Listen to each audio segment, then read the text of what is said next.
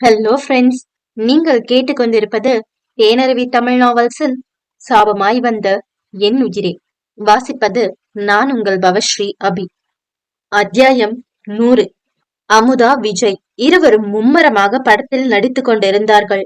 கதையில் அவன், "உனக்கு நம்பிக்கை இருக்கா, என் கூட வா" என்று அவளை அழைக்க, தனது முந்தானையில் முடிந்து வைத்திருந்த ஒரு தாலியை எடுத்து அவன் முன்னே நீட்டிய அமுதா, "உன்னை நம்பாம நான் வேற யார நம்ப போறேன் மாமா?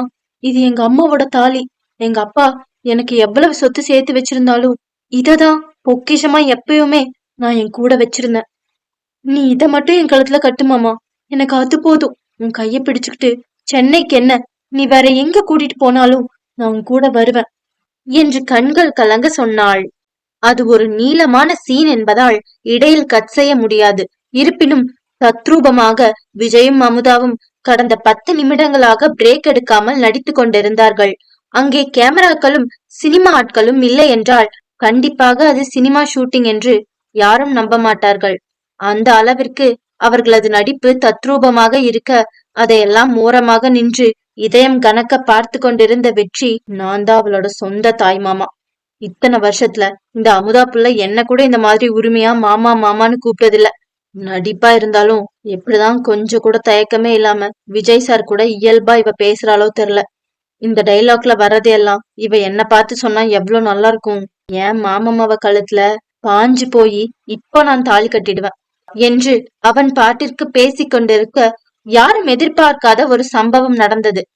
அமுதா தன் முன்னே நீட்டிக் கொண்டிருந்த தாலியை வெடுக்கென்று புடுங்கி அதை அவள் கழுத்தில் கட்டினான் விஜய். தனது வாழ்க்கையில் முதல் முறையாக தனக்கு ஒருவன் தாலி கட்டுகிறான், அதுவும் இந்த உலகமே ஆச்சரியத்துடன் திரும்பி பார்க்கும் பிரபல சினிமா நட்சத்திரம் அவன். அவளால் தொட முடியாத உயரத்தில் இருக்கும் அவன் இன்று அவள் அருகில், அதுவும் அவள் கழுத்தில் இப்போது அவன் கட்டிய தாலி தொங்கிக் கொண்டிருக்கிறது என்பதை அமுதாவால் நம்பவே முடியவில்லை. என்னது, நிஜமாவே விஜய் சார் என் கழுத்துல தாலி கட்டுறாரு? விஜய் சாருக்கு சினிமாவா இருந்தா கூட யாருக்கும் தாலி கட்டுறது பிடிக்காது. நடுவுல வேற யாராவது ஒரு பொண்ணு தானே வந்து கட்டுவாங்க. வேற வேற ஆங்கிள் அதை ஷூட் பண்ணி எடிட்டிங்ல கட் பண்ணிடுவாங்கன்னு தானே சொன்னாங்க. ஆனா இவர் என்ன, நிஜமாவே எனக்கு தாலி கட்டிட்டாரு? இது சும்மா சினிமா கல்யாணம் தானா, இல்ல நிஜமாவே இவர் எனக்கு தாலி கட்டணும்னு கட்டுறாரா என்று குழப்பத்துடன் யோசித்துக் கொண்டே இருந்த அமுதா விழிகள் விரிய விஜயை பார்க்க, அவளது கண்களில் இருந்து தானாகவே கண்ணீர் வந்தது. அவள் மனதில் இருந்த அதே கேள்விதான் வெற்றி உட்பட அங்கிருந்த அனைவரின் மூளையிலும் ஓடிக்கொண்டிருக்க, நம் வெற்றியின் நிலைமையை பற்றி சொல்லவே தேவையில்லை. அவனுக்கு ஹார்ட் அட்டாக் வராத குறைதான். இந்த விஜய் அப்போது இஷ்டத்துக்கு ஏதேதோ செய்கிறான். தன்னால் அவனை எதுவும் செய்ய முடியவில்லை என்று நினைத்து ஆற்றாமை வேறு அவனை தொற்றிக்கொள்ள, சின்ன குழந்தை போல அனைவரின் முன்னிலையிலும் அந்த காட்சியை பார்த்து வெளிப்படையாகவே அழுத வெற்றி அதற்கு மேல் அங்கே நிற்க முடியாமல் எங்கேயோ சென்று விட்டான்.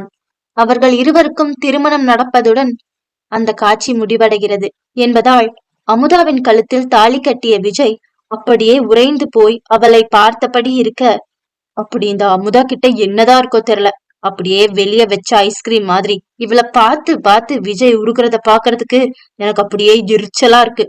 எனக்கு வர்ற ஆத்திரத்துக்கு இந்த விஜய அப்படியே போய் 4 மிதி மிதிக்கணும் என்று நினைத்து கடுப்பான director Srikanth, "cut cut cut" என்று மைக்கில் கத்தினான். உடனே விஜயும் அமுதாவும் அவசர அவசரமாக ஒருவரை விட்டு ஒருவர் பிரிந்தார்கள். தன் கழுத்திலிருந்த தாலியையும் அவனையும் மாறி மாறி அவள் பார்க்க, அவனும் தனது ஊடுருவும் பார்வையால் அவளை துளைத்து கொண்டிருந்தான். அவனது காந்த பார்வையின் தாக்கத்தை தாங்க முடியாமல் அவள்தான் தலையை கீழே குனிந்து கொள்ள, என்னவோ அவள் கழுத்தில் தான் கட்டிய தாலியை பார்க்கும்போது விஜயின் மனதில் அப்படியொரு உற்சாகம் பரவியது. இதுவரை தன் வாழ்வில் இப்படியான ஒரு பரவசத்தை அவன் எப்போதும் உணர்ந்ததில்லை. அதனால் அரிதிலும் அரிதாக எப்போதாவது உதிர்க்கும் தனது புன்னகையை அவளை பார்த்து சிந்திய Vijay, "you look so beautiful today" என்று அவளை மயக்கம் கண்களால் பார்த்தபடி மெல்லிய குரலில் அவளுக்கு மட்டும் கேட்கும்படி முணுமுணுத்து விட்டு தனது கேரவனை நோக்கி நடக்கத் தொடங்கினான். "விழுந்துட்டாரு, என் பாசு இந்த சின்ன பொண்ணு கிட்ட விழுந்துட்டாரு. அமுதா நம்ம ஸ்டைனிங் ஸ்டார் விஜய் குருமூர்த்திய சாச்சு புட்டா" என்று நினைத்த தினேஷ், "பாஸ் பாஸ், நான் உங்ககிட்ட கொஞ்சம் பேசணும்" என்றபடி அவசரமாக அவனை பின்தொடர்ந்து ஓடினான். தன் கழுத்தில் கிடக்கும் தாலியை இறுக்கமாக பிடித்து கொண்ட அமுதா தன் தலையை தூக்கி பார்க்க அங்கே ஷூட்டிங் ஸ்பாட்டில் இருந்த கிட்டத்தட்ட 200 நபர்களும் அவளைத்தான் குறுகுருவென்று பார்த்து கொண்டிருந்தார்கள். ஐயோ, நம்ம என்னமோ வேணும்னே விஜய் சார கல்யாணம் பண்ணிக்கிட்ட மாதிரி எதுக்கு எல்லாரும் நம்மள இப்படி பாக்குறாங்க என்று நினைத்து பதறியவள் தன் தலையை குனிந்து கொண்டு தெரியாமல் கூட யாரையும் பார்க்காமல் குடுகுடுவென்று தனது கேரவனுக்குள் ஓடி சென்று விட்டாள். ஷூட்டிங்கை பேக்கப் செய்யும் நேரம் வந்து விட்டதால் மேக்கப் ஆர்டிஸ்ட் பெண் அவளிடம், மேடம், இந்த மேக்கப் எல்லாம் ரிமூவ் பண்ணிடலாமா என்று கேட்க அந்த பெண்ணை நிமிர்ந்து பார்க்க கூட அமுதாவுக்கு ஒரே வெக்கமாக இருந்தது. அதனால் வெறுமனே என்றாள். அந்த பெண்ணும் உடனே அவளது மேக்கப் அனைத்தையும் அகற்றிவிட்டு அவளுக்கு உடை மாற்றவும் உதவினாள். இறுதியில் அவள் கழுத்தில் இருந்த தாலியை அந்த பெண் கலட்ட முயற்சி செய்யும் போது பதறிய அமுதா சட்டென்று தன் தாலியை இழுத்து பிடித்து கொண்டு, வேண்டாம், கலட்டாதீங்க என்றாள். எனவோ அவளுக்கு சென்டிமெண்டாக விஜய் கட்டிய தாலியை கலட்ட மனம் வரவில்லை. என்னாச்சு மேடம், நீங்க நெக்ஸ்ட் ஷூட்டிங் ஷெட்யூல் பண்ணும்போது மட்டும் இத போட்டா போதும். இன்னைக்கு ஷூட்டிங் முடிஞ்சிச்சு, அவ்வளவுதான். சோ நீங்க இத கலட்டிடலாம், ஒன்னும் ப்ராப்ளம் இல்ல என்று அந்த பெண் அவளுக்கு சூழ்நிலையை விளக்க, அதெல்லாம் எனக்கு தெரியும், ஆனாலும் என்னால இத கலட்ட முடியாது. நீங்க எல்லாரும் சிட்டில பிறந்தவங்க, உங்களுக்கு வேணா இது பெரிய விஷயம் இல்லாம இருக்கலாம். எனக்கு இந்த தாலி ரொம்ப முக்கியம். இத கட்டினவர் சொல்லாம நான் கலட்ட மாட்டேன், என்னால கலட்டவும் முடியாது என்று நினைத்த அமுதா, ஓகே, இத நான் பாத்துக்கிறேன்.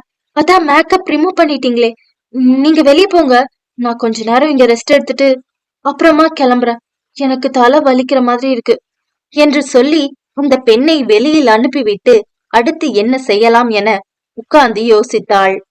நம்ம இப்படி யோசிச்சு மண்டையை உடைச்சுக்கிறதுக்கு பதிலா பேசாம விஜய் சாருக்கு கால் பண்ணி கேட்டுடலாமா என்று நினைத்து அவள் ஏதோ ஒரு வேகத்தில் தனது மொபைல் போனில் இருந்து விஜயின் நம்பருக்கு கால் செய்தாள். ஒவ்வொரு ரிங்கிற்கும் அவளது இதய துடிப்பு அதிகரித்து கொண்டே சென்றது. அமுதாவை பற்றி விஜயிடம் பேசி அவனை வெறுப்பேற்றி கொண்டிருந்த தினேஷ், உண்மையை சொல்லுங்க பாஸ், உங்களுக்கு அந்த பொண்ணை பிடிச்சிருக்கு தானே?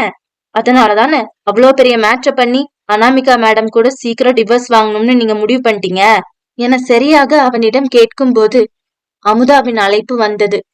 மொபைல் ஸ்கிரீனில் தெரிந்த அவள் பெயரை பார்த்தவுடன் வாயெல்லாம் பல்லாக பிரகாசமான முகத்துடன் இருந்த விஜய், நீ வெளியே போ, எனக்கு ஒரு இம்பார்ட்டன்ட் ஒர்க் இருக்கு என்று சொல்லி தினேஷை தனது கேரவனை விட்டு வெளியே தள்ளி டோரை லாக் செய்தான். இதற்கிடையில் அமுதாவிடம் இருந்து வந்த அழைப்பு துண்டிக்கப்பட்டு விட அங்கே அவள், நான் இப்படி போய் கேட்டா விஜய் சார் என்ன சொல்லுவாரோ தெரியலையே என நினைத்து திக் திக் இதயத்துடன் அமர்ந்திருந்தாள் அமுதா. அந்த நேரம் அவளுக்கு விஜயிடமிருந்து கால் வர அந்த காலை அட்டன் செய்ய கூட அவள் கைகள் நடுங்கியது. இருப்பினும் அவள் அதை அட்டன் செய்து போனை காதில் வைத்து நடுங்கிய குரலில் ஹலோ என்று சொல்ல, சொல்லுடி என்றான் அவன் சாதாரணமாக. அவனது உரிமையான அழைப்பில் அவளுக்கு ஏதோ போல ஆகிவிட அவளது வாயிலிருந்து பேச்சே வரவில்லை. அவள் அமைதியாகவே இருந்தாள். என்ன, என்கிட்ட பேசுறதுக்கு உனக்கு என்ன பயமா என நேரடியாகவே கேட்டான் விஜய்.